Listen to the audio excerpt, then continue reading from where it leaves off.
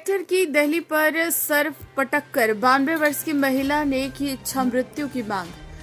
Narsinghpur collector कार्यालय के बाहर मंगलवार को एक दिल दहलाने वाला दृश्य देखने को मिला, जब 92 वर्षीय वृद्धा कुंज कुंवर बाई ने अपने सिर पटक कर इच्छा मृत्यु की मांग की। उनका आरोप है कि उनकी कृषि भूमि पर कब्जे और फसल चोरी की घटनाओं पर प्रशासन कोई कार्रवाई नहीं कर रहा है, जिससे वह परेशान होकर यह कदम उठाने को मजबूर हुई है।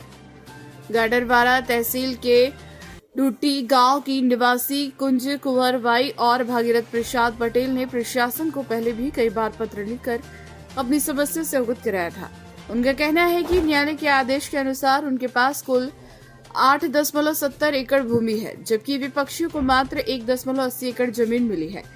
इसके बावजूद आरोपियों ने उनकी 5 एकड़ भूमि की फसलें जबरन काट कर ले ली और अब शेष 2 एकड़ गेहूं की फसल पर भी खतरा मंडरा रहा है।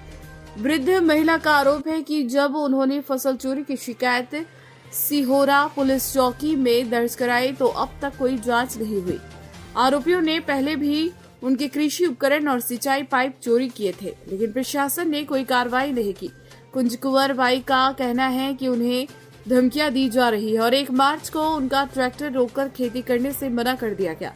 आरोपियों ने स्पष्ट कहा कि यदि ये फसल काटने की कोशिश करेंगी तो इनको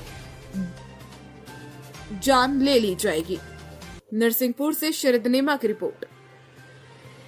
मर जाओ संतोष तो बोला को ते बोला ए भैया बोलते आग लगा रहे बचा ले तो कहे मर जाओ तो भाग के आ गए। पुलिस कह रही तुमसे मर जाओ। हाँ, कहाँ की पुलिस कह रही है? चौकी की संतोष कहाँ से करो मेरी कोई नहीं सुने। ठीक ठीक।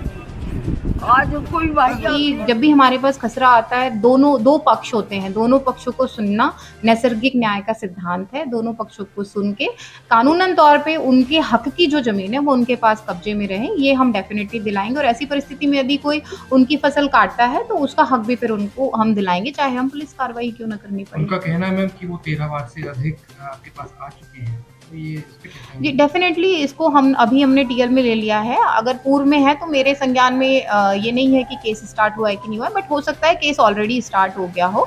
हमारे पास जब भी जनसुनवाई आती है हम उसको संबंधित तहसीलदार को, संबंधित एसडीएम को भेजते हैं। जनरली वो प्रकरण बना लेते हैं, क्योंकि राजस्व न्यायालय के प्रकरण भी दोनों पक्षों की सुनवाई से संबंध रखते हैं। तो ये जरूरी है कि हम दोनों पक्षों को सुनें और उसके आधार पर हम निर्णय लेंगे। जो भी कानूनी निर्णय होगा वो डेफिनेटली लेंगे, है ना।